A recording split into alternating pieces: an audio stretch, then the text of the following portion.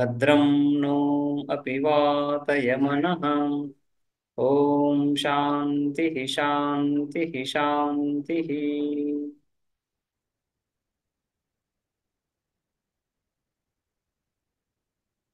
Okay,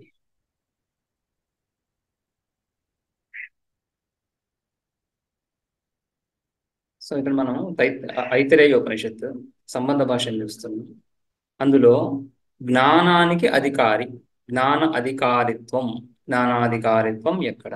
తర్వాత ఈ జ్ఞాన కర్మ సముచ్చయం, రైట్?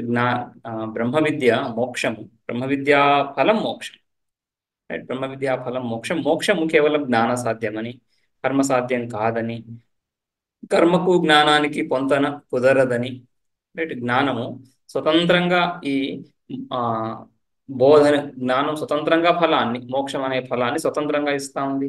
సో మోక్షం అంటేనే ఆత్యంతిక దుఃఖ నివృత్తి, పరమానంద ప్రాప్తి, తన స్వరూపంలో ప్రతిష్ఠితమవ్వడం.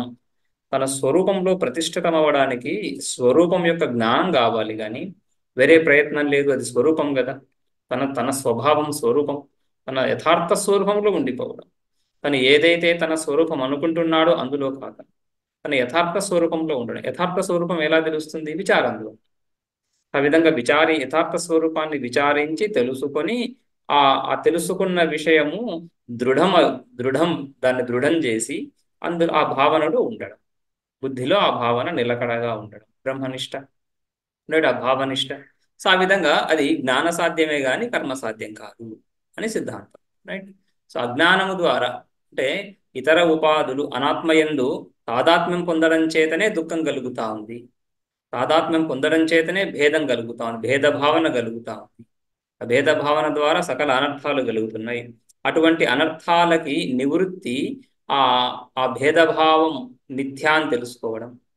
ఆ భేదభావం మిథ్యా అని తెలుసుకుంటూ తన యథార్థ స్వరూపాన్ని తెలుసుకో, ఆ యథార్థ స్వరూపంలో ప్రతిష్ఠితం అవడం. ఇది కేవలం జ్ఞాన సాధ్యమే తెలుస్తా ఉంది. ఆ విధంగా చూస్తున్నప్పుడు సంసార కారణం అజ్ఞానం అని తెలుస్తున్నప్పుడు, సంసారం బంధనం, దీని కారణం అజ్ఞానం.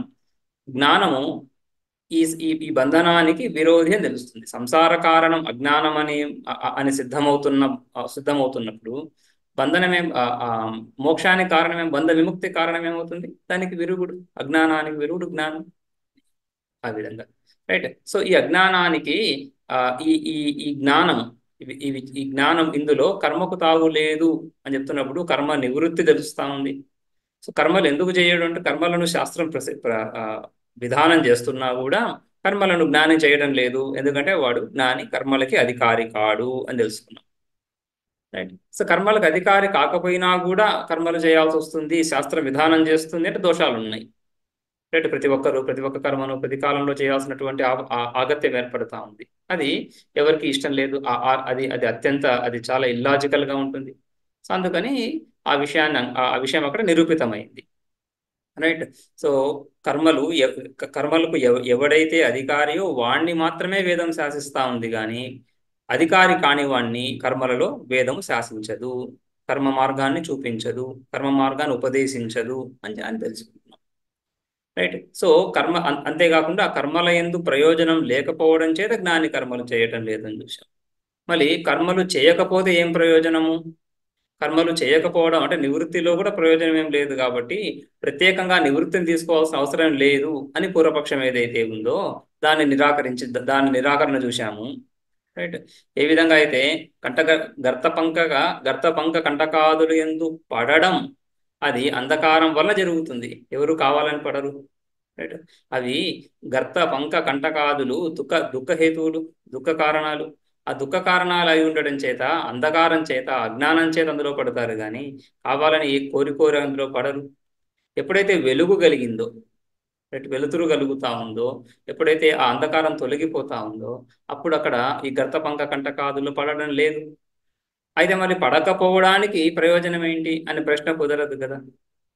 కనిపిస్తా ఉంది దుఃఖహేతు అని, రైట్? కోరి కష్టాలు ఎవరు తెచ్చుకోరు. సో ఆ విధంగా అందులో ఎవరు పడరు, ఎందుకంటే తెలుస్తా ఉంది, దుఃఖహేతు అని స్పష్టంగా తెలుస్తా ఉంది కాబట్టి.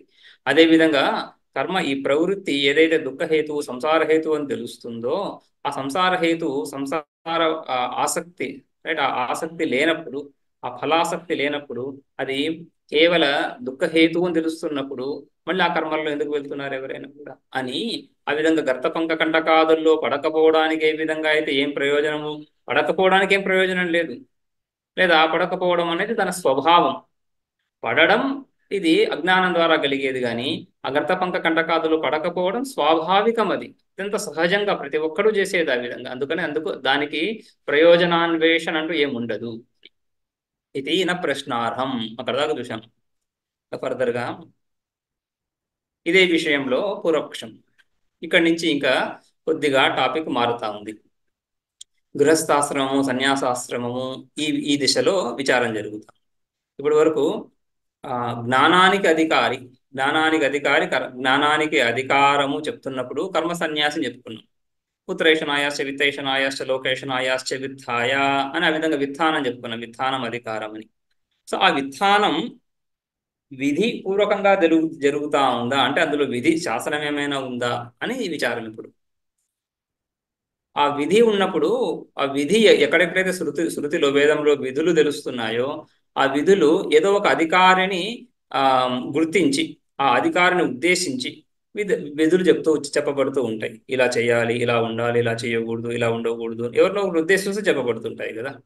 సో ఆ విధంగా ఇక్కడ ఎవరిని ఉద్దేశించి విధి చేయబడతా ఉంది, విధి ఉందా లేదా అనే విషయం చర్చ ఇప్పుడు.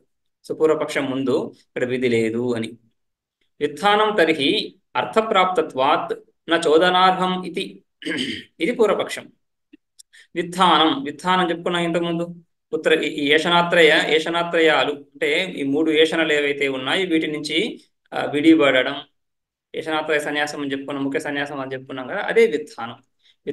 ఆ వ్యుత్థానం ఇంతకుముందు కర్మల నుండి నివృత్తి, కర్మలు చేయడము, కర్మల నుండి నివృత్తి రెండు చూసాము.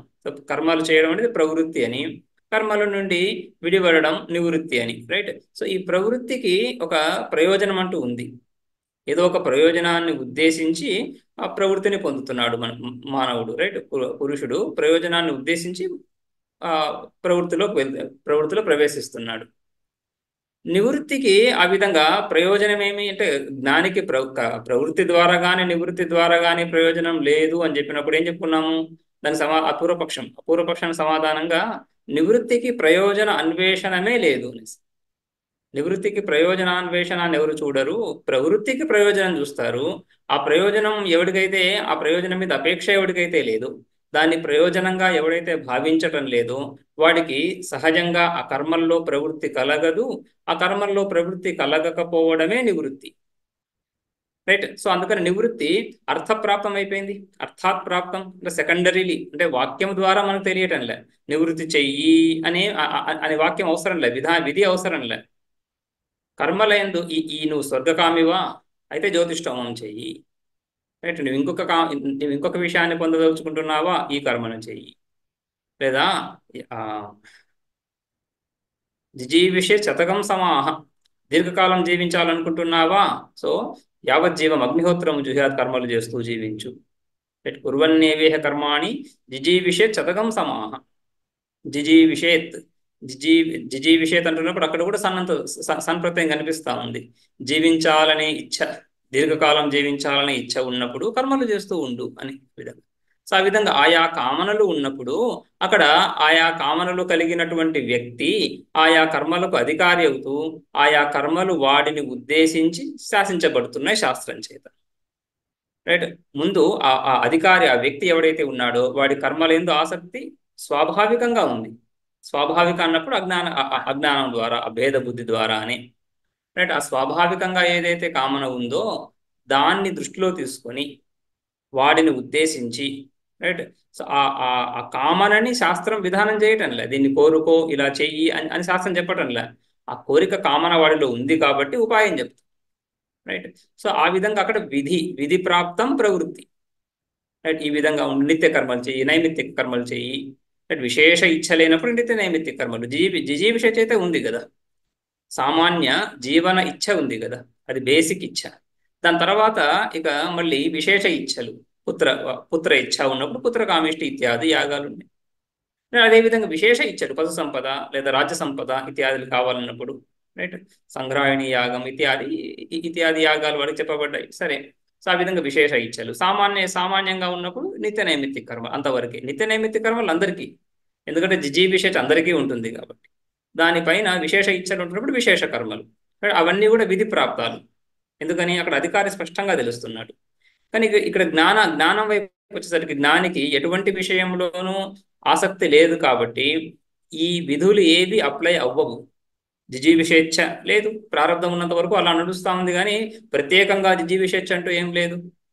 రైట్, మరణ భయం లేదు, జీవిత లాలస లేదు.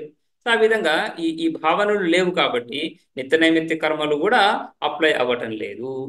రైట్. సో ఆ విధంగా ఏ విధులైతే శాస్త్రం విధానం చేసిందో వాటికి అతడు అధికారి కాకుండా పోయి ఉన్నాడంతే. అధికారి కాకపోవడం చేత నివృత్తి ప్రాప్తమైపోయింది, విధానం ప్రాప్తమైంది. ఏ కర్మలు లేకపోవడం చేత నివృత్తి ప్రాప్తమైంది, కానీ విధి ద్వారా కాదు అని. అది పూర్వపక్షం. ఇదే విధానం కదా, కర్మలు చేయకుండడం విధానం. తరిహి అర్థప్రాప్తత్వా, దీన్నే అర్థప్రాప్తి అంటున్నాడు. అంటే విధి ద్వారా, శాసనం ద్వారా నువ్వు ఇలా ఉండు, జ్ఞానిని హే జ్ఞాని నువ్వు కర్మలు చేయకుండా విధానం చెయ్యి, రైట్, కర్మ నివృత్తిని స్వీకరించు అనేటువంటి విధి ఏం లేదు అక్కడ. కర్మ నివృత్తిని స్వీకరించు అనే విధి లేదు. కర్మ నివృత్తి వాడికి స్వాభావికంగా సహజంగా కలుగుతా ఉంది, ప్రవృత్తి హేతువు లేకపోవడం చేత. ప్రవృత్తం అవడానికి ఒక ఇన్స్పిరేషన్, ఒక ప్రేరణ లేకపోవడం చేత. ప్రేరణ ఏ విధంగా ఉంటుంది? కామ్యం పొందవలసినటువంటి విషయం ఏదైతే ఉందో అదే సాధనలో ప్రేరేపిస్తూ ఉంటుంది, సాధన వైపు ప్రేరేపిస్తూ ఉంటుంది. ఆ ప్రేరేపణ లేదు కాబట్టి విధానం ప్రాప్తమైందని అర్థప్రాప్తం. విధానం తరిహి అర్థప్రాప్తం అని కదా. అర్థప్రాప్తం అయ్యింది, దానికి మళ్ళీ పంచమి అర్థప్రాప్తత్వాత్, స్వాప్రత్యయం నుంచి పంచమి. అర్థప్రాప్తం అవడం చేత నా చోదనార్హం ఇది విధి అర్హం కానే కాదు, విధి లేదు ఇక్కడ అని. రైట్, విధి లేదు కదా. విధి లేనప్పుడు గృహస్థులు ఏం చేయాలి? గార్హస్థ్యే చేత్ పరబ్రహ్మ విజ్ఞానం జాతం. గృహస్థాశ్రమంలోనే గనక ఈ విచారం ద్వారా, శ్రవణ మనన నిధిధ్యాసనలు, ఈ విచారం ద్వారా పరబ్రహ్మ విజ్ఞానం కలిగితే ఈ విధానం చేయాలనేటువంటి విధి లేదు కాబట్టి దాన్ని పాటించవని లేదు, ఈ విధానాన్ని స్వీకరించే పని లేదు. గృహస్థుడు గార్హస్థ్యాశ్రమంలో ఉంటూనే పరబ్రహ్మ విజ్ఞానం కనుక పొందితే, గార్హస్థ్యే చేత్ పరబ్రహ్మ విజ్ఞానం జాతం. జాతం అంటే ఉత్పన్నం. ఈ పరబ్రహ్మ విజ్ఞానం ఉత్పన్నమైంది. పరబ్రహ్మ విజ్ఞానం అన్నప్పుడు పరబ్రహ్మ అహమేవ అస్మి అని కదా. ప్రత్యేక అభిన్న బ్రహ్మ జ్ఞానం, బ్రహ్మైవాహమస్మి అని జ్ఞానం. ఆ జ్ఞానం కనుక గృహస్థుడిగా ఉంటూనే కనుక కలిగితే అప్పుడు ఏం చేయాలి? ఏం చేయడానికి విధి ఏం లేదు అక్కడ. గృహస్థుడు విధి విధానాలను చక్కగా పాటిస్తూ ఉంటాడు. ఏ ఆశ్రమంలో అయినా బ్రహ్మచర్య ఆశ్రమ ధర్మాలను పాటించాలి. అదేవిధంగా గార్హస్థ ధర్మాలను పాటించాలి. సో ఆ విధంగా గార్హస్థ ధర్మాలలో ఇటువంటి విధి ఏమైనా ఉందా? విధానం చేయమని లేదు కదా. లేనప్పుడు ఏం చేస్తాడు? అలానే గృహస్థాశ్రమంలోనే ఉంటాడు అని. గార్హస్థే చేత్ పరబ్రహ్మ విజ్ఞానం జాతం తత్ర ఏవ అస్తు అకుర్వతః ఆసనం. తత్ర ఏవ ఆసనం అస్తు. తత్ర ఏవ అంటే గార్హస్థ్యే ఏవ. ఆ గార్హస్థ్యాశ్రమంలోనే ఆసనం అంటే వాడు ఉండడం, అక్కడే ఉండని. ఎలా? అకుర్వతః అంటే కర్మలు చేయకపోవడమే కదా ఈ విధానం. సో కర్మలు చేయకుండా గృహస్థాశ్రమంలోనే ఉండని. తతః అన్యత్ర గమనం ఇది చేత్. తతః అన్యత్ర గమనం. తతః అంటే ఆ ఆశ్రమం నుండి, గృహస్థాశ్రమం నుండి అన్యత్ర అంటే సన్యాసాశ్రమం. సో గృహస్థాశ్రమం నుంచి మళ్ళీ సన్యాసాశ్రమానికి గమనం వెళ్ళాల్సిన పని లేదు. ఎందుకని? విధి లేదు అక్కడ. వైదికుడు ఎప్పుడు కూడా విధి ద్వారానే సకల కర్మలను స్వీకరిస్తున్నాడు. ఏ కర్మ చేసినా విధి ద్వారానే స్వీకరిస్తున్నాడు. ఆ విధంగా విధానానికి కనుక ఒక విధి ఉండింటే, రైట్, నీకు జ్ఞానం కలిగిందా, నువ్వు విధానం చెయ్యి అని కనుక విధి ఉండింటే అప్పుడు విధానం చేయాలి. అటువంటి విధి ఏం లేదు. విధానం అనేది అర్థప్రాప్తం అని ముందు స్టేట్మెంట్ అది. విధానం అర్థప్రాప్తం కదా. అర్థప్రాప్తం కాబట్టి విధి లేదు కాబట్టి విధానాన్ని అనుసరించడం, ఆచరించడం అంటూ ఏం లేదు. కర్మలు చేయకుండా అక్కడే గృహస్థాశ్రమంలోనే ఉంటాడు. ఉండొచ్చు, ఉండాలి, ఎందుకంటే వేరే విధి ఏం లేదు కాబట్టి అని. అయితే అకుర్వత ప్రయోజనం ఏం లేదు కాబట్టి, అధికారి కాడు కాబట్టి. పరబ్రహ్మ విజ్ఞానం కలిగింది జ్ఞాని కాబట్టి అధికారాలు దేనికి అధికారి కాదు కాబట్టి కర్మలు చేయటం లేదు కాబట్టి అకుర్వత శత్రంతం కదా. అకుర్వత సన్ ఆసనం తత్ర ఏవ అస్తు. తత్ర ఏవ గృహస్థాశ్రమ ఏవ అస్తు న తతః అన్యత్ర గమనం ఇది చేత్ అక్కడ దాకా పూర్వపక్షం. ఈ పూర్వపక్షం రైట్ ఇంట్రెస్టింగ్ గా ఉంది. ఈ పూర్వపక్షం దీన్ని నిరాకరిస్తున్నారు భాష్యకారు. ఇక్కడ ఈ చర్చ కొంత సన్యాసాసనం ప్రధానంగా జరుగుతుంటుంది. ఇది చూద్దాం. సిద్ధాంతం నా కామప్రయుక్తత్వాత్ గార్హస్థ్యస్య నా అంటే ఇది ఈ ఈ విషయం ఏదైతే పూర్వపక్షి చెప్తున్నాడో ఇది ఉచితం కాదు. అంటే పరబ్రహ్మ విజ్ఞానం జాతం చేత్ పరబ్రహ్మ విజ్ఞానం గనుక కలిగితే గృహస్థాశ్రమంలోనే ఉండాలి. అంటే ఏ ఆశ్రమం వాడికి ఆ ఆశ్రమం ఏ ఆశ్రమం వాడైనా సరే అక్కడ జ్ఞానం కలిగినప్పుడు వాడు ఆ ఆశ్రమంలోనే ఉండాలి. మళ్ళీ ఇంకొక ఆశ్రమానికి సన్యాసాశ్రమానికి సన్యాసాశ్రమంలో ప్రవేశించ పని లేదు, విధి లేదు కాబట్టి అని పూర్వపక్షం. దాన్ని నిరాకరిస్తున్నారు నా. ఎందుకని? గార్హస్థ్యాశ్రమం అంటే ఏంటి? ఆశ్రమం ఇవన్నీ కూడా డెఫినేషన్స్ మీదనే చర్చ జరుగుతుంటుంది. ఫస్ట్ డెఫినేషన్ ముఖ్యం కదా. సో గార్హస్థ్యాశ్రమం గృహస్థాశ్రమం అంటే ఏంటి? సో గృహస్థుడు అంటే ఎవరు, గృహస్థాశ్రమం అంటే ఏంటి, ఆ నిర్వచనం ఉండాలి కదా. ఆ నిర్వచనం ఉన్నప్పుడు జ్ఞానం కలిగిన తర్వాత గృహస్థుడా కాదా అని తర్వాత చర్చ చేస్తారు. ముందు నిర్వచనం చెప్పాలి. అందుకని నిర్వచనం చూపిస్తున్నాడు ఇక్కడ. కామప్రయుక్తత్వాత్ గార్హస్థ్యస్య గృహస్థాశ్రమం అనేది కామప్రయుక్తం కోరిక చేతనే కలిగేటువంటిది. రైట్. ఆ కోరిక ఉన్నంత వరకు గృహస్థాశ్రమం ఉంటా ఉంది. కానీ తర్వాత అంటే కామప్రయుక్తత్వాత్ అంటున్నప్పుడు దాని వెరీ ఎసెన్స్, దాని యొక్క మూల బిందువు, ఆ గృహస్థాశ్రమానికి మూల బిందువు కామన. రైట్. ఏదో పొందాలి అనేటువంటి ఒక ఇచ్ఛ. రైట్. పుత్రేణ అయం లోకో జయ్య, కర్మణా పితృలోక, విద్యయా దేవలోక అని ఆ విధంగా ఈ సాధ్యేషణ సాధనేషణ వీటి యందు కామన ఇచ్ఛ ఏదైతే ఉందో ధార్మిక ఇచ్ఛ, ధర్మానికి అనుకూలమైనటువంటి ఇచ్ఛ. కానీ ఇచ్ఛ అది అంటే కామన అంటేనే అదేదో అధర్మం అనే ఆ విధంగా ఆలోచించకూడదు. కామన్ అంటున్నప్పుడు కోరిక అంతవరకే. కోరికలో మళ్ళీ ధార్మికము అధార్మికము రెండు ఉంటున్నాయి కదా. ధర్మానికి కట్టుబడి ఉందా లేదా అనేది ప్రధానం. ధర్మానికి కట్టుబడి ఉన్నప్పుడు దాని గురించి ఏ ఆశ్రమం తీసుకున్నా కూడా అన్ని ధార్మిక వ్యవహారానికి సంబంధించినవే అయి ఉండాలి. ధార్మిక ప్రవృత్తికి సంబంధించినవి ఆశ్రమాలండి. ఇప్పుడు బ్రహ్మచర్య ఆశ్రమము, ఆ బ్రహ్మచర్య ఆశ్రమానికి కొన్ని విధి విధానాలు ఉన్నాయి. అదేవిధంగా గృహస్థాశ్రమం, అదేవిధంగా వానప్రస్థ సన్యాసాశ్రమం, వీటన్నిటికీ వాటి నియమాలు ఇవి ఉన్నాయి.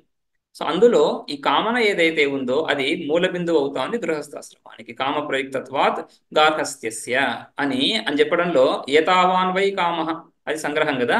ఏతావాన్ వై కామ అని ఇంకా వ్యాఖ్యానం. బృహదారణ్యకంలో ఈ 1వ అధ్యాయంలో 4వ బ్రాహ్మణంలో చివరి మంత్రం 17 చెప్తున్నాడు ఏతావాన్ వై కామః. అందులో మొత్తము సంసారాన్ని వ్యాఖ్యానం చేసి ఆ భాగంలో ఆ 10వ మంత్రంలో దాని బ్రహ్మకండిక ప్రధాన మంత్రాలు, చాలా మంత్రాలు ఉన్నాయి అక్కడ. సో వీటి ద్వారా సంసారాన్ని వ్యాఖ్యానం చేసి ఉపాసనా ఫలాలు, కర్మ ఫలాలు నిర్దేశం చేసి ఏతావాన్ వై కామః ఇదంతా కూడా ఈ కామన అంటున్నప్పుడు సాధ్య సాధన అని విభాగాలు చెప్పుకుంటున్నాం కదా. ఇంతవరకు ఈ పురుషుడి యొక్క ఇచ్ఛ యొక్క ప్రవృత్తి, దాని యొక్క పరిధి ఇంతవరకు, దాని డొమైన్ అంతా ఇంతవరకు, ఇదంతా కామనలోకే వస్తా ఉంది, ఇదంతా సంసారమే అని అక్కడ నిర్ణయం చేస్తున్నాడు. ఏతావాన్ వై కామః అని. అదంతా కూడా గృహస్థాశ్రమంలో ఉన్నటువంటి వాడు దానికి అధికారి. ఆ విధంగా కామప్రయుక్తత్వాద్ గార్హస్థ్యస్య అని చెప్తూ ఏతావాన్ వై కామ ఇదంతా కూడా వాడి అధికారము అని అక్కడ చెప్పబడుతా ఉంది. రైట్. ఆ తర్వాత ఉభేహ్యేతే ఏషణే ఇది అవధారణాత్. ఉభేహ్యేతే ఏషణే, ఈ రెండు కూడా ఏషణే ద్వివచనం. ఈ రెండు కూడా కోరికలు. ఏంటివి ఈ రెండు? సాధ్యేషణ సాధనేషణ. రైట్. ఇది 3వ అధ్యాయంలో మళ్ళీ సాధ్యేషణ సాధనేషణలు. ఏషణాత్రయం చెప్పుకుంటాం కదా. పుత్రేషణ, విత్తేషణ, లోకేషణ. ఈ పుత్రేషణ, విత్తేషణ, లోకేషణలను 3 ఏషణలు, మూడు కేటగిరీస్ ఇచ్చలకి, 3 కోరికలను కాకుండా మూడు రకాలు, 3 కేటగిరీస్.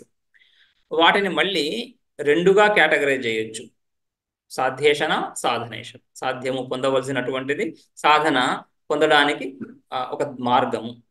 రైట్.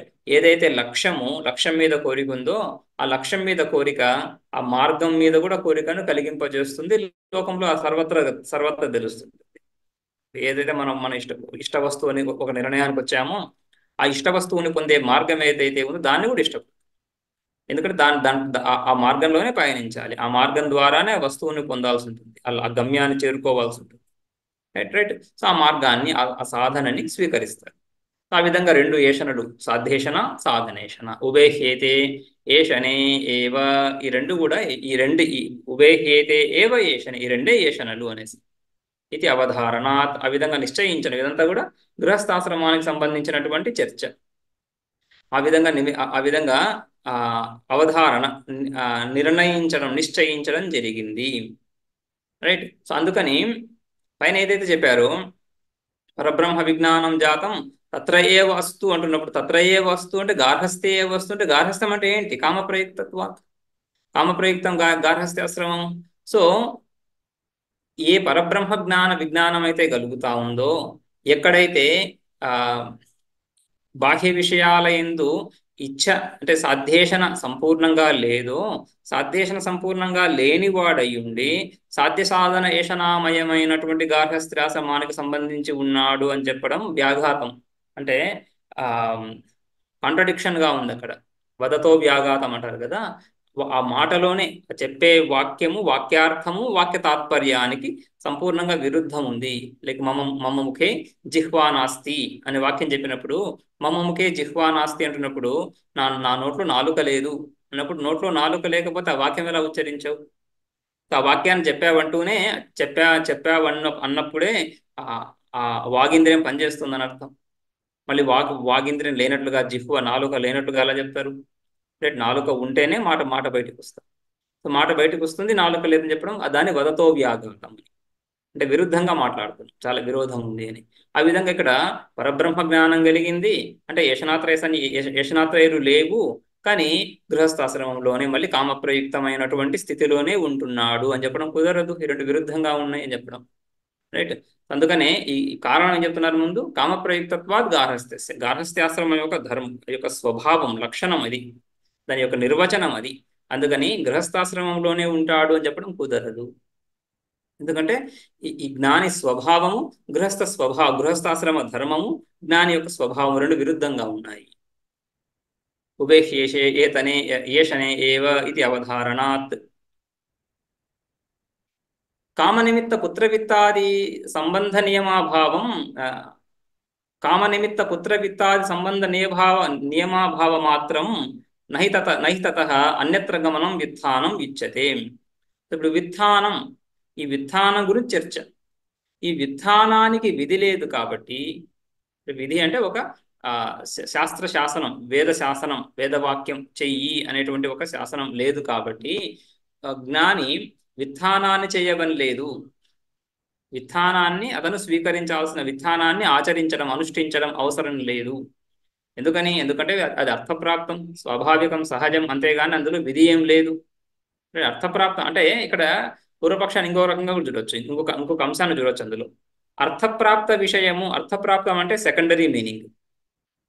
వాక్యములో వాక్యాన్ని మనం ఇంటర్ప్రిట్ చేస్తున్నప్పుడు వచ్చే అర్థప్రాప్తం అంటే రీడింగ్ బిట్వీన్ ద లైన్స్ అని చెప్పుకుంటాం కదా, ఆ విధంగా వచ్చే అర్థం. వాక్యార్థం అన్నప్పుడు సాక్షాత్తుగా వాక్యం నుంచే వచ్చే అర్థం. రైట్. సాక్షాత్తుగా వాక్యం నుంచే వచ్చే అర్థం. దధ్నాజుహోతి అంటున్నప్పుడు పెరుగుతో యాగం చెయ్యి. అక్కడ పెరుగుకి యాగానికి సంబంధం సాక్షాత్తుగా వాక్యం నుంచి వస్తా ఉంది. వాక్యంలో స్పష్టంగా దధ్నా తృతీయ విభక్తి వినిపిస్తా ఉంది కదా. సో అటువంటి వాక్యాలు సాక్షాత్తుగా వాక్యార్థాలు. తత్వమసి అది వాక్యంలో స్పష్టమైన అర్థం వస్తూ ఉంది కదా. సో అలా కాకుండా ఇంటర్ప్రిటేషన్ లాగా. రైట్. సో ఎందుకంటే విత్థానం ఎందుకు చేయాలి అన్నప్పుడు ఏం చెప్పుకున్నాం మనం? విత్థానానికి ప్రయోజనం ఉందా, అధికారి ఎవరు, ఇవన్నీ అన్నప్పుడు ఏం చెప్పుకున్నాము? కర్మల యందు ఆసక్తి కర్మల ద్వారా పొందే ఫలం, ఆ ఫలం యందు ఆసక్తి లేదు కాబట్టి, ప్రయోజనం లేదు కాబట్టి కర్మలు చెయ్యడు అని. ఇది ఇన్ఫరెన్షియల్ గానే ఉంది కదా. రైట్. ఇన్ఫరెన్స్ లాగానే ఉంది కదా. సో కర్మఫలాల్లో ప్రయోజనం లేదు కాబట్టి కర్మలను చేయటం లేదు, అంతేగాని కర్మలు చేయకూడదు అనేటువంటి శాసనం ఉంది కాబట్టి కర్మలు చేయడం చెప్పలేదు కదా. అది ఆ విధంగా అర్థప్రాప్తానికి, వాక్యార్థానికి, విధి ప్రాప్తానికి భేదం అది. సో విధి ప్రాప్తం విత్థానం కాదు కాబట్టి విత్థానాన్ని అనుష్ఠానం చేయాల్సిన అవసరం లేదు అని పూర్వపక్షం. రైట్. విత్థానాన్ని అనుష్ఠానం చేయనవసరం లేదు అర్థం ఏంటి అంటే కర్మత్యాగం చేయనవసరం లేదు అని. కర్మత్యాగం చేయకపోతే ఏం చేస్తాడు? కర్మలు చేస్తాడు. రైట్. కర్మత్యాగానికి విధి లేదు కదా అని అని పూర్వపక్షం. అయితే అకుర్వత అని కూడా వాక్యాన్ని పెట్టాడు అక్కడ. గార్హస్థే చేత్ పరబ్రహ్మ విజ్ఞానం జాతం తత్రయే వస్తు అకుర్వత ఆసనం. తత్రయే వాసనం వస్తు అకుర్వత, కర్మలు చేయకుండానే. కానీ విత్థానానికి ఇంకేదో విధి, విత్థానానికి ఒక విధిని జోడించి ఆ విత్థానాన్ని కూడా ఒక పాజిటివ్గా తీసుకురావడానికి, విత్థానం అంటే కర్మలు చేయకపోవడం కదా, దానికి ఒక పాజిటివ్ యాంగిల్ తగిలించడానికి చూస్తున్నాడు పూర్వపక్షం. ఎందుకంటే విధి నిషేధాలు అనే ఫ్రేమ్లోని మీమాంసకుల చింతన అంతా జరుగుతుంటుంది. మీమాంసకుల విచారం అంతా కూడా విధి నిషేధాల ద్వారానే, విధి నిషేధ ముఖంగానే. విధియా నిషేధమా ఏంటిది ఇది?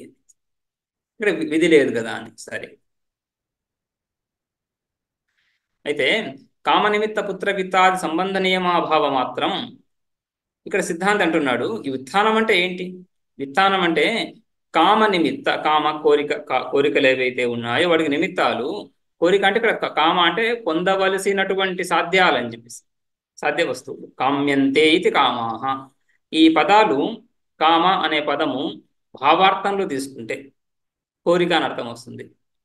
కర్మ అర్థంలో తీసుకుంటే రైట్ ఆ కోరికకు విషయం, కోరబడేటువంటి వస్తువు అవుతుంది. రైట్. ఆ విధంగా ఈ ఈ ధాతువుల నుంచి అర్థాలు భావార్థంలోను, కర్మ అర్థంలోను, రైట్, కర్త అర్థంలోను, కరణ అర్థంలోను అనేక రకాలుగా ఈ ప్రత్యయాలు వస్తాయి. వీటిని కృత్ ప్రత్యయాలు అంటాం. ఆ రూట్ వర్డ్స్ నుంచి నౌన్స్ చేస్తున్నప్పుడు, రూట్ వర్డ్స్ నుంచి వర్బ్స్ వస్తాయి, నౌన్స్ వస్తాయి, రెండు వస్తాయి, క్రియాపదాలు, నామవాచకాలు. వర్బ్స్ను చేసేటివి, రూట్ వర్డ్ నుంచి వర్బ్స్ను చేసేటి వాటిని తింగ్ ప్రత్యయాలు అంటాం. తిప్తస్ జీ ఇత్యాది ప్రత్యయాలు ఉంటాయి. భవతి, గచ్చతి, అటతి, రైట్, అవన్నీ జపతి, అవన్నీ వర్బ్స్ని చేస్తాయి ఆ రూట్ వర్డ్స్ నుంచి. కొన్ని కృత్ ప్రత్యయాలు వస్తున్నాయి, అవి నౌన్స్ని చేస్తాయి. రైట్. ఈ నౌన్స్ మనం ఏ నౌన్ తీసుకున్నా కూడా భోజనం భుజ్ ధాతువు నుంచి వస్తూ ఉంది. భుజ్ అనేది ధాతువు, రూట్ వర్డ్. అక్కడ నుంచి భోజనం, అన్నం తినడం, అన్నము కర్మ కదా, అది నౌన్ కదా, అన్నం అనేది క్రియ కాదు. భుంక్తే అంటే తింటున్నాడు, అది క్రియ, వర్బ్ అవుతుంది. ఆ విధంగా అదే రూట్ వర్డ్ నుంచే వర్బ్స్ వస్తాయి, నౌన్స్ వస్తాయి. రైట్. ఆ నౌన్స్ వస్తున్నప్పుడు భావార్థంలోనూ నౌన్స్ వస్తాయి. భావార్థంలో వచ్చినప్పుడు క్రియా అర్థం ఉంటుంది ఎసెన్షియల్గా, అంటే దాని ముఖ్య అర్థం క్రియార్థం ఉంటుంది, కానీ క్రియాపదం కాదు.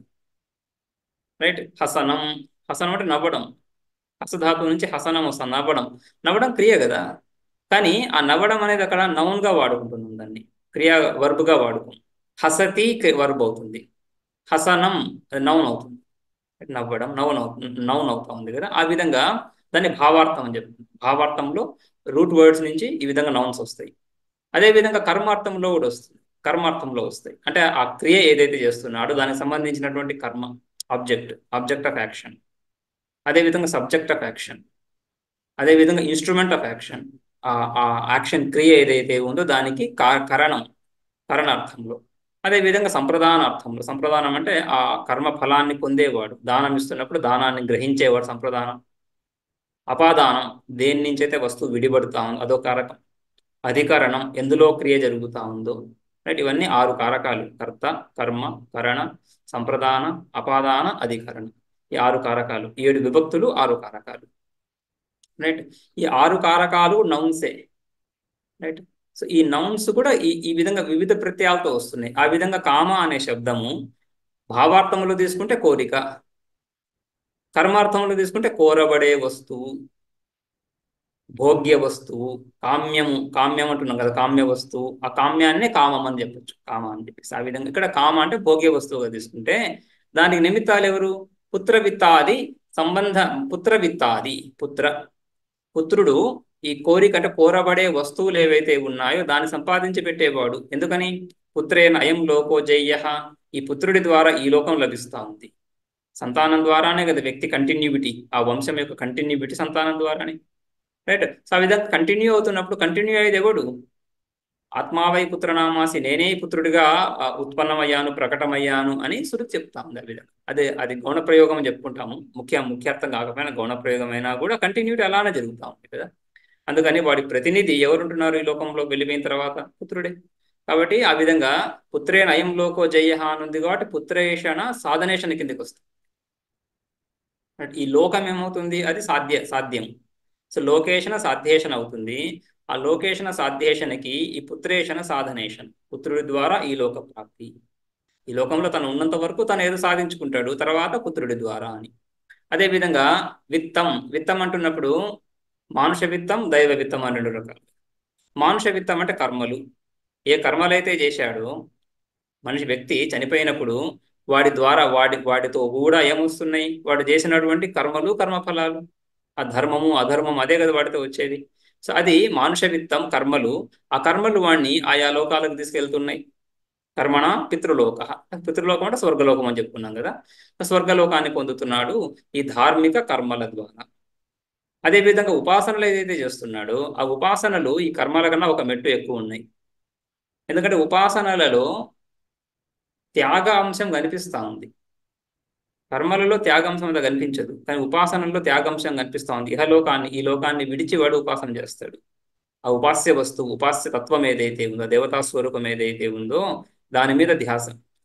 రైట్, ఈ లోకంలో ఉండే వస్తువుల మీద ధ్యాస లేక ఆ లోకము, ఆ స్వరూపము, రైట్, వాటి మీద ధ్యాసతో చేస్తున్నాడు కాబట్టి కర్మ విద్య, దాన్ని విద్య అని. ఉపాసన అంటే విద్య, విద్య అంటే జ్ఞానం అని కదా, దేవతాభిషేక జ్ఞానం అని. ఆ ఉపాస్య దేవత ఎవరైతే ఉన్నారో ఉపాస్య దేవతకు సంబంధించినటువంటి జ్ఞానము, అందుకే దానికి విద్య అని పేరు. విద్య అంటే బ్రహ్మ విద్య అని కూడా చెప్పుకోవచ్చు కదా. బ్రహ్మకు సంబంధించినటువంటి విద్య బ్రహ్మ విద్య అవుతుంది.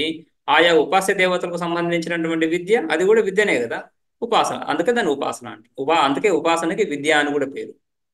బ్రహ్మ విద్యకు, బ్రహ్మ విద్యను కూడా విద్య అనే పదంతో చెప్పచ్చు. రైట్, జీవ బ్రహ్మైక జ్ఞానమే కదా. అదేవిధంగా ఆ ఇంద్రాది దేవతలకు సంబంధించినటువంటి ఉపాసన, హిరణ్య గర్భోపాసన, విరాట్ ఉపాసన, రైట్, సంవర్గ ఉపాసన ఇత్యాది ఉపాసనలన్నీ కూడా ఆయా దేవతలకు సంబంధించినటువంటి జ్ఞానమే కదా, అందుకని విద్య. సో విద్య అనేది దైవ విత్తం, ఎందుకంటే దేవతాలోకాన్ని పొందడానికి మార్గం అది. ఈ రెండింటిని కూడా విత్తం అంటున్నాం. కర్మలు కర్మలు మానుష విత్తమని, ఉపాసనలు దైవ విత్తమని. సో ఈ మూడు కూడా సాధనలు, సాధనేషణ. పుత్ర విత్త, పుత్రుడు కూడా సాధనేషణనే, సాధన, అది సాధన కదా. ఆ పుత్రుడిలో కోరిక సాధనేషణ అంటున్నాం, ఎందుకంటే వాడి ద్వారా ఆ లోకాన్ని పొందుతుంది.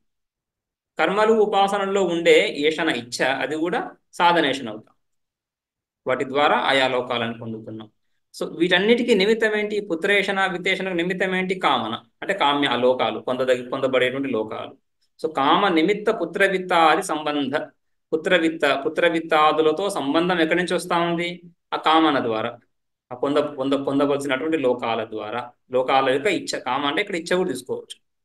సో కామ నిమిత్త పుత్ర విత్తాది సంబంధ ఆ నియమం లేకపోవడం ఆ నియమం లేకపోవడం, సంబంధం లేకపోవడం, కామ నిమిత్త పుత్ర విత్తాది సంబంధ నియమ అభావ మాత్రం విత్థానం, అది విత్థానం అంటే. విత్థానం అంటున్నప్పుడు శృతి కూడా అథ పుత్రైషణాయాశ్చ లోకైషణాయాశ్చ విత్తైషణాయాశ్చ విత్థాయ అని. పుత్రైషణాయాశ్చ లోకైషణాయాత్ తాచ అయిపోతుంది. లోకైషణాయాశ్చ విత్తైషణాయాశ్చ విత్థాయ అథ భిక్షాచర్యం చరంతి అని శృతి. సో ఆ విధంగా ఆయా ఏషణల నుంచి, ఆయా సాధ్యేషణ సాధనేషణల నుండి విడిపడడమే విత్థానం, కానీ విత్థానం ఇంకొకటి కాదు. ఈ విత్థానం ఈ విధంగా నహి తతః అన్యత్ర గమనం, అక్కడి నుంచి ఇంకెక్కడికో వెళ్ళడం అంటే కర్మ కదా. తతః అక్కడి నుంచి, రైట్, ఆ గృహస్థాశ్రమాన్ని విడిచి అన్యత్ర ఇంకొక ఆశ్రమాన్ని ఏదో చేరడం అనేటువంటి క్రియ కాదు ఇది. విత్థానం అనేది, విత్థానం అనేది ఒక క్రియ కాదు. విత్థానం అనేది క్రియ అభావంగా చెప్పుకుంటున్నాం కదా. కర్మ సన్యాసాన్ని విత్థానంగా చెప్పుకుంటున్నాం. ఆ కర్మ సన్యాసానికి మూలం ఏంటి? ఈ ఏషణాత్రయ త్యాగం. ఆ ఏషణాత్రయ త్యాగాన్ని విత్థానంగా చెప్తున్నారే కానీ ఇక్కడ ఇంకొక విధానం అంటూ ఏం లేదు, విధికి అవకాశం లేదు ఇక్కడ. నహి తతః అన్యత్ర గమనం విత్థానం విచ్యతే. ఒకవేళ పాజిటివ్గా ఇక్కడి నుంచి అక్కడికి వెళ్ళడం అలాంటిది ఏమన్నా ఉండింటే అప్పుడు విధి ఉండిండొచ్చు, కానీ అలా లేదు. అతో నా గార్హస్థ్యే ఏవ అకుర్వతః ఆసనం ఉత్పన్న విద్యస్య. అందుకని గార్హస్థ్యే ఏవ, గృహస్థాశ్రమంలోనే గార్హస్థ్యేవ ఆసనం, గార్హస్థ్యే ఏవ ఆసనం, ఏవకారం ఏదైతే ఉందో అది ఒక విధి ఛాయ, విధిని చూపిస్తా ఉంది.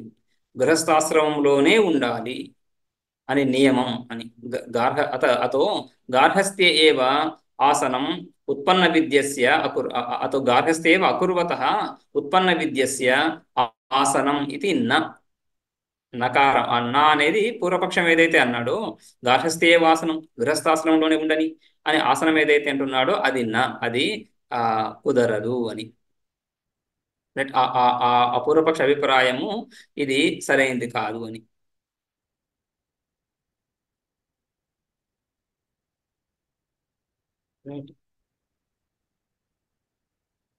ఓకే. ఏతేన, సో ఆ విధంగా అతో గార్హస్థ్యేవ అకుర్వతః ఆసనం ఉత్పన్న విద్యస్య అంటే ఉత్పన్నం ఉత్పన్న విద్య యస్య, ఎవడి ఎందైతే విద్య బ్రహ్మ విద్య, బ్రహ్మైవాహమస్మి అనే జ్ఞానం ఎవడి ఎందైతే ఉత్పన్నమైందో వాడు ఉత్పన్న విద్య, బహురీ సమాసం కదా, ఉత్పన్న విద్య తస్య వాడికి ఈ విధంగా గృహస్థాశ్రమంలోనే కర్మలు చేయకుండా ఉండాలి అనేటువంటి శాసనం లేదు. అంటే విధానం చేస్తున్నాడు, విధానం లేదు, గృహస్థాశ్రమంలోనే ఉంటాడు అని చెప్పాడు కదా. అందులో ముఖ్యంగా పూర్వపక్షికి ఈ విధానం అనే పదం యొక్క అర్థం సరిగా అవగతం అవ్వలేదు అని చెప్పడం. విధానం అంటే ఈ విధంగా ఈ ఈ పుత్రవిత్తాది సంబంధం ఏదైతే ఉందో అది లేకుండా ఉండడం అని. కామనిమిత్త పుత్రవిత్తాది సంబంధ నియమం లేకుండా ఉండడం మాత్రమే విధానం. రైట్. కామనిమిత్త పుత్రవిత్తాది సంబంధ నియమాభావ మాత్రం విధానం, అది విధానం. ఆ విధానం జరిగే తీరుతుంది. బ్రహ్మజ్ఞాని అంటున్నప్పుడు ఆ విధానం ఏదైతే ఉందో, కామనిమిత్త పుత్రవిత్తాది సంబంధం ఏదైతే ఉందో అది తొలగుతా ఉంది. అది తొలగినప్పుడు కామప్రయుక్తం గృహస్థాశ్రమం, ఇక గృహస్థాశ్రమంలో ఉన్నట్టు ఎట్లవుతుంది? గార్హస్థ్యే ఏవ ఆసనం అన్నాడు కదా పూర్వపక్షి, గృహస్థాశ్రమంలోనే ఉంటాడని. గృహస్థాశ్రమం అంటేనే కామప్రయుక్తం అన్నప్పుడు కామనిమిత్త పుత్రవిత్తాది సంబంధమే గృహస్థాశ్రమం. ఆ పుత్రవిత్తాది సంబంధం లేకుండా గృహస్థాశ్రమం ఎక్కడి నుంచి వచ్చింది? కాబట్టి గృహస్థాశ్రమంలో ఉండాలి జ్ఞానం కలిగిన తర్వాత అనేది కుదరదు. ఇది వదతో వ్యాఘాత దోషమే ఇందులో కనిపిస్తా ఉంది. ఒకవైపేమో బ్రహ్మజ్ఞానం అంటున్నారు, బ్రహ్మజ్ఞానం అన్నప్పుడే ఈ కామనిమిత్త సంబంధం లేదని అర్థం. మళ్ళీ కామనిమిత్త సంబంధం కలిగి ఉందని చెప్పడం, గృహస్థాశ్రమంలో ఉండడము అంటే కామనిమిత్త పుత్రవిత్తాల సంబంధం ఉందని చెప్పడం. ఉంది లేదు రెండు ఒకే వాక్యంలో వస్తున్నాయి కదా. ఒకే వ్యక్తిలో కామనిమిత్త పుత్రవిత్తాల సంబంధం ఉంది, గృహస్థాశ్రమంలో ఉండడం చేత పరబ్రహ్మ జ్ఞానం కలగడం చేత అదే కామనిమిత్త పుత్రవిత్తాల సంబంధం లేదు కూడా అని చెప్పడం కుదరదు కదా. ఒకే వ్యక్తిలో ఈ విరుద్ధ ధర్మాలు కుదరవు. అందుకని అతో నగాహస్థ్యేవ అకుర్వత హాసనం ఉత్పన్న విద్యస్య, ఆ విధంగా నియమం లేదు. ఏతేన, ఈ విధంగా గృహస్థాశ్రమంలో జ్ఞానం కలిగినటువంటి వ్యక్తిని ఈ విధంగా నిర్ధారించడం చేత ఇతరాశ్రమాలలో బ్రహ్మచర్యాశ్రమం కానీ వానప్రస్థాశ్రమం కానీ మిగతా రెండు ఉన్నాయి కదా, ఆ రెండింటి గురించి చెప్తున్నాడు. ఏతేన గురు శుశ్రూషా తపసో అపి అప్రతిపత్తి విదుష సిద్ధ. ఆ బ్రహ్మజ్ఞానికి గురు శుశ్రూష, ఈ గురు శుశ్రూష బ్రహ్మచర్యాశ్రమ ధర్మం. రైట్. అంతేవాసిగా ఉంటూ గురు శుశ్రూష చేస్తూ అధ్యయనం శాస్త్రాధ్యయనం చేయడం అది బ్రహ్మచర్యాశ్రమ ధర్మం, ప్రధాన ధర్మం. బ్రహ్మచర్యాశ్రమం యొక్క లక్షణం అది. బ్రహ్మచర్యం అంటే కూడా ముఖ్యార్థం ఆ విధంగా చెప్తారు, బ్రహ్మణి చరతి ఇది బ్రహ్మచర్యం. బ్రహ్మణి చరతి అంటే అందులో చరతి గచ్చతి పఠతి, ఈ విధంగా అందులో తిరగడం, అందులో ఉండడం బ్రహ్మణి. బ్రహ్మ అన్నప్పుడు బ్రహ్మ పరబ్రహ్మ స్వరూపం కానీ ఆ అర్థం ఉంది, ఎలాగూ ఉంది. బ్రహ్మ అన్నప్పుడు వేదం అనే అర్థం కూడా ఉంది. సో బ్రహ్మణి చరతి అంటే వేదంలో చరతి అంటే అధ్యయనం చేయడం అని అర్థం తీసుకొని వేదాధ్యాయి అని అర్థం వస్తుంది. అధ్యయనం చేస్తున్నాడు. సో అంతేవాసిగా అంటే గురువు ఆశ్రమంలో సన్నిధిలో ఉంటూ ఆ అధ్యయనం ఏదైతే చేయడం ఏదైతే ఉందో అది బ్రహ్మచర్యాశ్రమం యొక్క ప్రధాన ధర్మం. అందులో ఆశ్రమంలోనే బ్రహ్మజ్ఞానం అయినప్పుడు ఓకే. సో బ్రహ్మచర్యాశ్రమానికి ప్రధాన లక్షణంగా చెప్పుకున్నాం కదా వేదాధ్యయనం అని. ఆ వేదాధ్యయనానికి అంగభూతంగా ఏమున్నాయి? ఈ గురు శుశ్రూష ఇత్యాదులు. గురుసేవ చేసుకుంటూ వేదాధ్యయనం చేస్తున్నాడు. ఈ గురు శుశ్రూష ఇత్యాది బ్రహ్మచర్యాశ్రమ ధర్మాలు ఏవైతే ఉన్నాయో బ్రహ్మజ్ఞాని ఆ ఆశ్రమంలో బ్రహ్మజ్ఞాని వాడు గనక అయితే అప్పుడు ఆ ధర్మాలు వర్తించటం లేదు, అక్కడ విధానం జరుగుతా ఉంది. ఏదైతే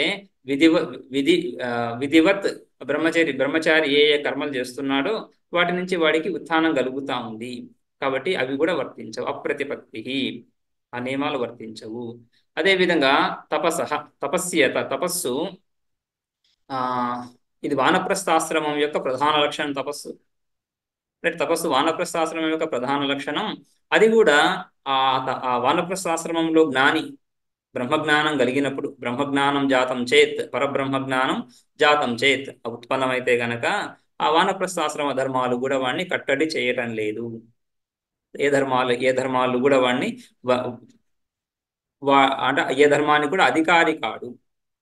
అంటే ఆ ధర్మాల వశంలో లేడు. రైట్, ఇది విత్థానం. సో ఈ విధంగా విత్థానం సహజంగా లభిస్తా ఉంది. లభించినప్పుడు ఆ ఆశ్రమానికి సంబంధించిన వాడుగా లేడు. అందుకని గృహస్థాశ్రమంలోనే ఉండాలి, బ్రహ్మచర్యాశ్రమంలో జ్ఞానం కలిగినప్పుడు బ్రహ్మచర్యాశ్రమంలోనే ఉండాలి, వానప్రస్థాశ్రమంలో జ్ఞానం కలిగినప్పుడు అక్కడే ఆశ్రమంలోనే ఉండాలి అని నియమం లేదు. రైట్. సో పూర్వపక్షి ఉద్దేశం ఏంటి? గృహస్థాశ్రమంలో కలిగినప్పుడు అకుర్వత కర్మలు చేయకపోయినా అక్కడే ఉండాలి, అలా లేదు అని చెప్పండి. ఇందులో ఇప్పుడు మళ్ళీ ఆ గృహస్థాశ్రమ ధర్మం లేదు అన్నప్పుడు ఇంకా మిగిలిన చాలా విషయాలు వస్తాయి. వాడి జీవిక ఎలా, పుత్రవిత్తాది సంబంధం లేదు కదా, కామప్రయుక్త పుత్రవిత్తాది సంబంధ నియమం లేదు కదా. మళ్ళీ పుత్ర విత్త, విత్త అన్నప్పుడు మానుష విత్తం కర్మలు, దైవ విత్తం ఆ జ- విద్య అని చెప్పుకున్నాం. అదే విధంగా ఈ ధన విద్యాదులు విత్తంలోకే వస్తుంది. ఆ మానుష విత్తం కర్మ అని చెప్తున్నప్పుడు కర్మలు ఎలా చేస్తాడు? కర్మలు ఈ ఆర్థిక స్తోమత లేకుండా కర్మలు చేయలేడు కదా. ధనబలం, కొంచెం ధనం అనేటువంటి అంశం లేకుండా కర్మలు ఎలా జరుగుతాయి? ఏ కర్మ అయినా ఎలా జరుగుతుంది? లేదా ఋత్వికుల్ని పిలవాలి, ఆ ఆ తర్వాత ఆయా ద్రవ్యాలను సేకరించాలి. రైట్. సో అక్కడ ధనానికి ఒక స్థానం ఉంది. లౌకిక కర్మల్లో కూడా ఏ కర్మ తీసుకున్నా కూడా ధనం లేకుండా కర్మలు ఎలా జరుగుతాయి? అందుకని మానుష విత్తం అంటున్నప్పుడు కర్మలు చెప్పుకున్నా ఆ కర్మల్లో భాగంగా ఈ ధనం ఇదంతా వస్తూ ఉంది. మళ్ళీ వీటితో సంబంధం లేకపోతే, కామ నిమిత్త పుత్ర విత్తాది సంబంధం ఇది లేకపోతే జీవిక ఎలా గడుస్తుంది?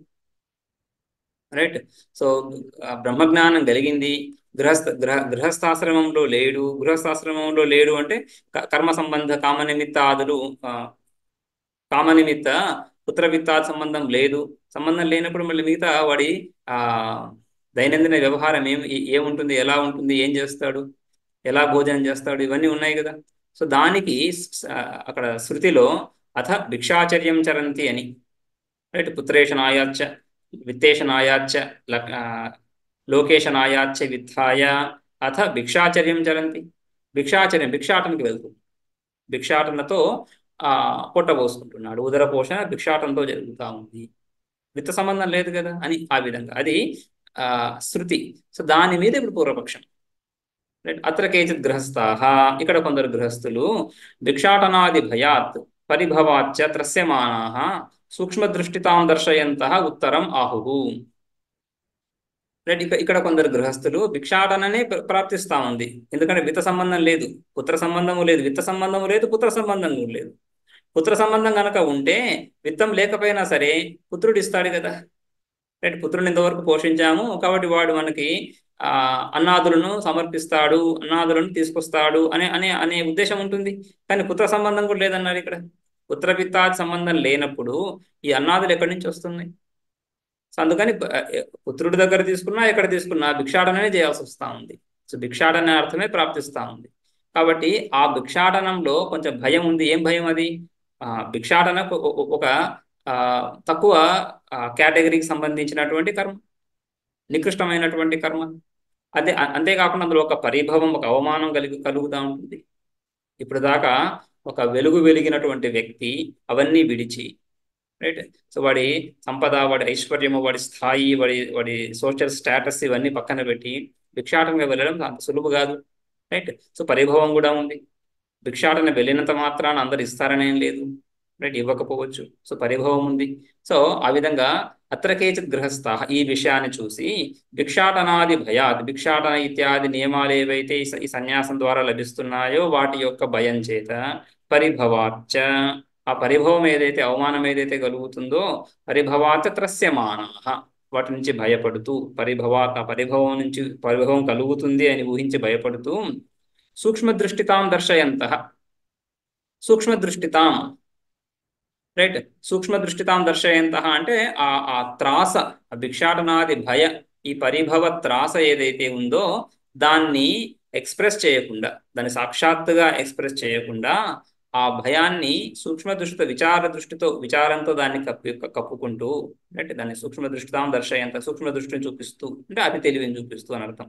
సూక్ష్మ దృష్టితాం దర్శయంత ఉత్తరమాహు, వాళ్ళు ఈ విధంగా సమాధానం చెప్తున్నారు అని పూర్వపక్షం. మళ్ళీ అంటే పూర్వపక్షి కేటగిరీ చెప్తున్నాడు ఈ విధంగా. పూర్వపక్షము ఎక్కడి నుంచి వస్తుంది పూర్వపక్షం అంటే భిక్షోహ. ఓకే, పూర్వపక్షం చూద్దాం. భిక్షోహ అపి భిక్షాటనాది నియమ దర్శనాత్ దేహధారణ మాత్రార్థినో గృహస్థస్య అపి సాధ్య సాధనైషణో భయ వినిర్ముక్తస్య దేహమాత్ర ధారణార్థం అసనాచ్ఛాదన మాత్రం ఉపజీవతో గృహే ఏవ అస్తు ఆసనం ఇది.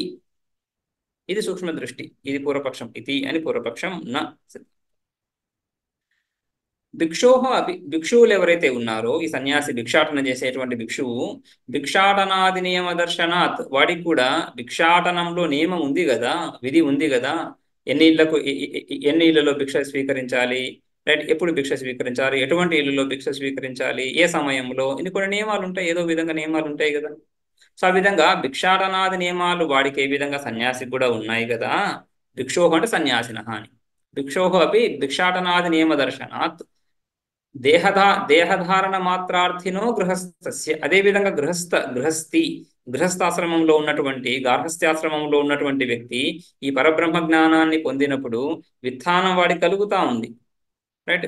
ఆ విత్థానానికి విధి లేదు అని చెప్పాడు పూర్వపక్షి. విత్థానానికి విధి లేదు కాబట్టి పాటించాల్సిన అవసరం లేదు అని, రైట్. కానీ ప్రయోజనం లేదు కాబట్టి, విత్థానం విధి కాదు కానీ కర్మల యందు ప్రయోజనం లేదు కాబట్టి కర్మలు చేయడు, గృహస్థాశ్రమంలో ఉంటాడు. మళ్ళీ అయితే వాడి జీవన ప్రవృత్తికి కారణం ఏంటంటే దేహధారణం. ఈ శరీరం ఉంది కదా, ప్రారంధం ఉన్నంత వరకు శరీరం ఉంటుంది, రైట్. సో ఈ శరీరాన్ని పోషించాలి.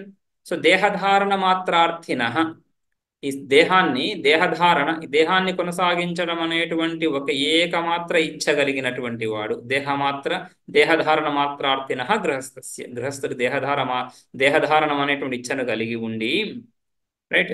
ఆ గృహస్థుడు కూడా సాధ్య సాధనైషణోభయ వినిర్ముక్తస్య, ఈ సాధ్యేషణ సాధనేషణ అనే రెండు ఏషణలు ఏవైతే ఉన్నాయో, సాధ్య సాధన ఏషణా ఉభయ, ఈ రెండు ఏషణల నుంచి వినిర్ముక్తుడై, అది విత్థానం కదా, అంతవరకు అంగీకరించి, అది అర్థాత్ ప్రాప్తం, విధి కాదు, ప్రయోజనం లేదు కాబట్టి. సాధ్యంలో ప్రయోజనం చూడటం లేదు, సాధ్యేషణ లేదు. సాధనంలో ప్రయోజనం చూడడు, సో సాధనేషణ లేదు. సో ఆ రెండింటినీ విడిబడినటువంటి వాడై దేహధారణ మాత్రం, ఆ మాత్రం కోరిక ఉంది, దేహాన్ని పోషించాలి అనేటువంటి ఆ ధ్యాస అయితే ఉంటుంది. అది ఇద్దరికి సమానమే కదా, భిక్షువు కూడా ఆ ధ్యాస ఉంది కదా, అందుకనే భిక్షాటనకి వెళ్తున్నాడు. ఆ భిక్షాటనలో వాడికి కొన్ని నియమాలు ఉన్నాయి. అదే విధంగా ఈ గృహస్థుడు కూడా దేహధారణ మాత్రార్థి అయి ఉండి దేహమాత్ర ధారణార్థం, దేహాన్ని రక్షించుకోవడానికి అశనాచ్ఛాదన మాత్రం, అశనం అన్నం, తినే అన్నం, కొంత అన్నం కావాలి శరీరాన్ని పోషించాలి, ఆచ్ఛాదన కొంత వస్త్రం కావాలి శరీరాన్ని కప్పుకోవడానికి, రైట్. కూడు గూడు గుడ్డ అంటారు కదా. సో ఆ విధంగా ఈ మూడు బేసిక్ నెసెసిటీస్ అని కదా అందరికీ. సో ఆ విధంగా ఆచ్ఛాదన మాత్రం, అశనం అన్నము, ఆచ్ఛాదన వస్త్రము, ఇక దాంతోపాటు ఆ ఇల్లు. సో ఈ విధంగా అశనాచ్ఛాదన మాత్రం ఉపజీవత, వాటితో మాత్రమే జీవిస్తూ, అశనాచ్ఛాదన మాత్రం వాటిని ఆశ్రయించి, ఉపజీవత అంటే వాటిని ఆశ్రయించి, అశనాచ్ఛాదనాలను ఆశ్రయించి మాత్రమే జీవిస్తూ, గృహే ఏవ ఆసనమస్తు, ఆసనం అంటే ఉండడం, వాడి యొక్క జీవితం గృహంలోనే గడిచిపోని, ఏ గృహంలో అయితే ఇప్పుడు దాకా ఉన్నాడో ఆ గృహంలోనే, ఆ ఇంటిలోనే ఈ విధంగా సాధ్యేషణ సాధనేషణను విడిచి, సాధ్య సాధనేషణ ఉభయ వినిర్ముక్తుడే, అదే కదా ఏషణాత్రయ సన్యాసం అన్నారు. ఏషణాత్రయాలని సాధ్యేషణ సాధనేషణగా చెప్పుకున్నాం.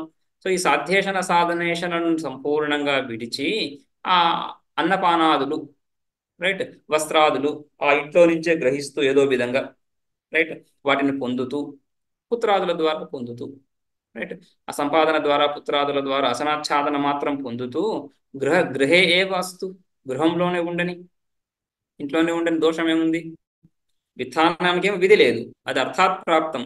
కాబట్టి విధి లేదు కాబట్టి దాన్ని ఆచరించడం అంటూ ఏం లేదు. ఇక ఏషణాత్రయ త్రయ సన్యాసం అనేది జరుగుతూనే ఉంది ఎలాగూ అని పూర్వపక్షం. దీన్ని ఏమన్నారు భాష్యకారులు? సూక్ష్మ దృష్టిత, సూక్ష్మ దృష్టితాం దర్శయంత, సూక్ష్మ దృష్టిని చూపిస్తూ అంటే ఇంకా యాజ్ ఇట్ ఈస్ ట్రాన్స్లేట్ చేస్తే అతి తెలివిని చెప్పేసి, అతి తెలివిని చూపిస్తూ ఈ విధంగా చెప్పుకుంటారు. దీన్ని నిరాకరిస్తున్నారు ఎందుకని ఈ విధంగా కుదరదు అని చెప్పడం. స్వగృహ విశేష పరిగ్రహ నియమస్య కామ ప్రయుక్తత్వాదితి ఉక్తోత్తరం ఏతత్ ప్రశ్న. ఈ ప్రశ్న ఏదైతే ఉందో ఇది ఉక్తోత్తరం. ఉత్తరం యస్య, దేనికైతే ఉత్తరం చెప్పబడి ఉందో, అంటే ఈ ప్రశ్నకు ఈ ఆక్షేపానికి సమాధానం మేము ముందే చెప్పేసి ఉన్నాం. దాన్నే మళ్ళీ నువ్వు అటు తిప్పి ప్రశ్న వేసావు కానీ కొత్త ప్రశ్న ఏం కాదు ఇది. దీనికి కొత్తగా సమాధానం కూడా ఏం లేదు. ఉక్తోత్తరం, సమాధానం చెప్పబడింది. ఏమని? స్వగృహ విశేష పరిగ్రహ నియమస్య కామ ప్రయుక్తత్వాదితి.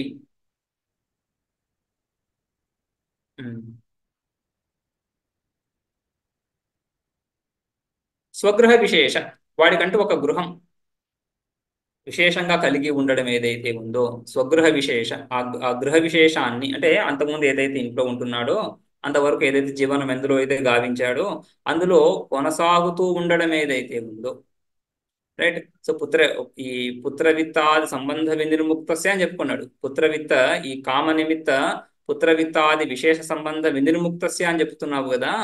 ఆ ఆ సంబంధంతోనే ఈ గృహ సంబంధం ఏర్పడుతా ఉంది. స్వగృహ విశేష, ఆ గృహ విశేషాన్ని పరిగ్రహించడం అనేది ఏదైతే ఉందో, పరిగ్రహ నియమం, అది కామ ప్రయుక్తం.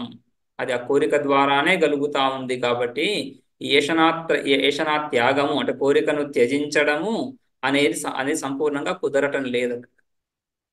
ఆ కోరికను త్యజించడం అనేది లేదు, కోరిక కలిగే ఉంది అక్కడ. కామప్రయుక్తత్వాదితి, కామప్రయుక్తమే ఇది. స్వగృహ విశేష పరిగ్రహ నియమం అనేది ఏదైతే ఉందో, వాడు ఆ ఇంటిలోనే ఉంటాడు అనేది చెప్తున్నావో అది కామప్రయుక్తం అవుతా ఉంది అని ముందే సమాధానం చెప్పాము. ఆ ముందు పేజీలో చూస్తే మనము అక్కడ అతో నా గార్హస్థే అకుర్వత ఆసనం ఉత్పన్న విద్యస్య, రైట్. దానికి ముందు ఆ గృహస్థాశ్రమ నియమాన్ని లక్షణం చూసాం. కామ నిమిత్త పుత్ర విత్త సంబంధ నియమాభావ మాత్రం విత్థానం, రైట్. అది విత్థాన లక్షణం. గృహస్థ లక్షణం ఏమని చెప్పుకున్నాము? గృహస్థ లక్షణము కామప్రయుక్తత్వాత్ గార్హస్థ్యస్య.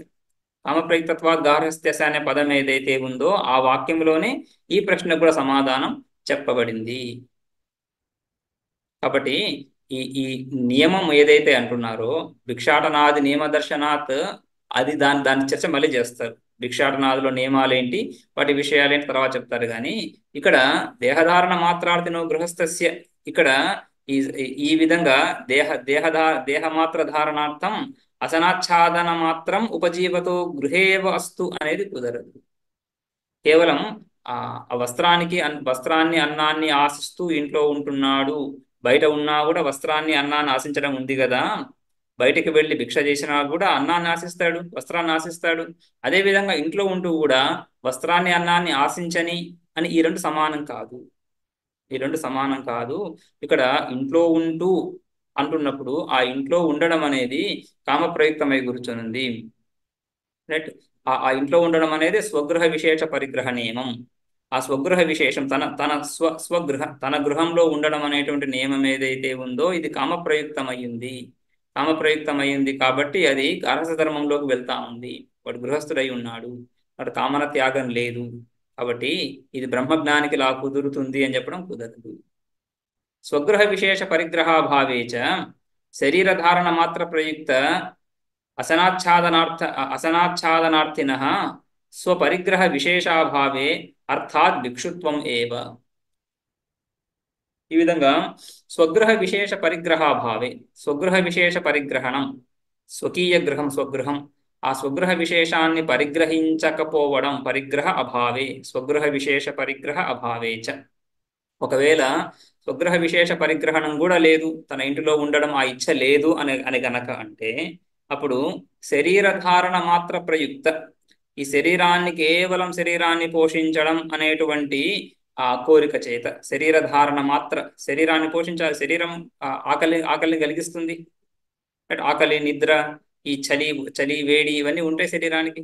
సో కేవలం వాటి ద్వారా, కేవలం ప్రకృతి ద్వారా సహజంగా కలిగేటువంటి ఆకలి దప్పికలు ఏవైతే ఉన్నాయో వాటి ద్వారా అశనాచ్ఛాదనార్థిన సన్, అశన అన్నము, కించిత్ ఆచ్ఛాదన, చలికాలంలో చలిబట్టలు కావాలి, రైట్, ఈ విధంగా ఆచ్ఛాదన.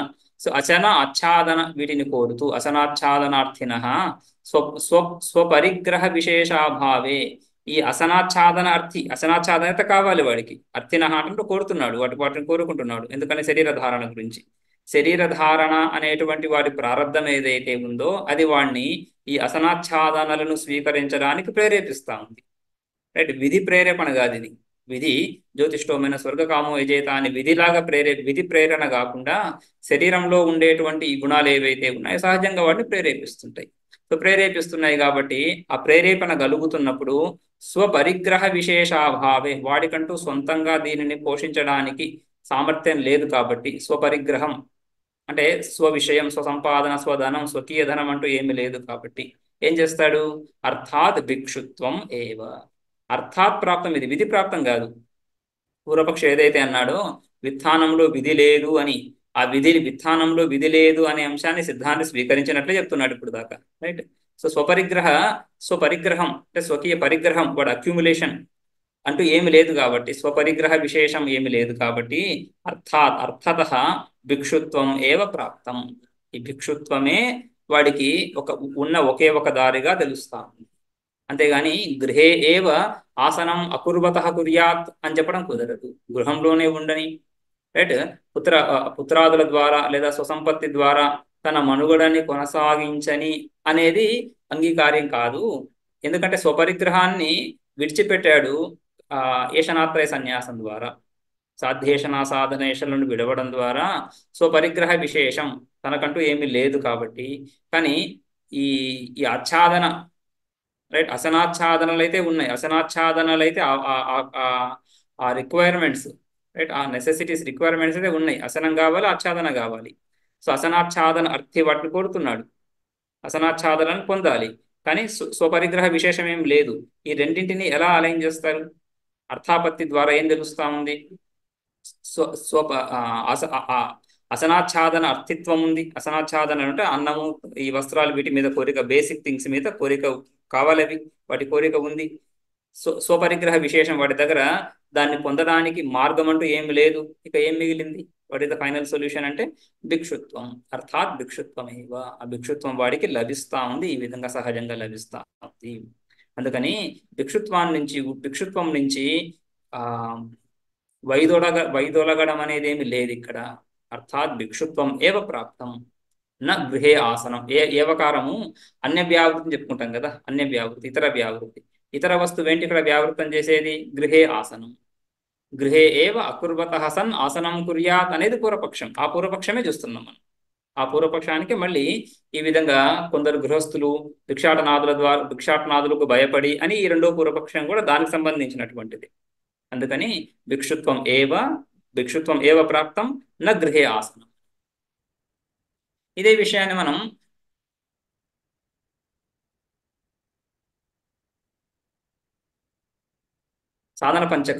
సాధన పంచకంలో కూడా ఈ విషయం వస్తుంది కదా, తూర్ణం గృహాత్ వినిర్గమ్యతాం అని చెప్పి. అదే ఈ విషయం అక్కడ కూడా చెప్పబడుతుంది. ఓకే, ఇంకొక పూర్వపక్షం చూద్దాము. శరీర ధారణార్థం. ఓకే, ఈ పూర్వపక్షం ఇచ్చినట్టు సిద్ధాంతంలో వెళ్ళలేం కదా, ఇక్కడే పెట్టేద్దాం ఈరోజు. ఈ పూర్వపక్షం రేపు చూద్దాం. ఓం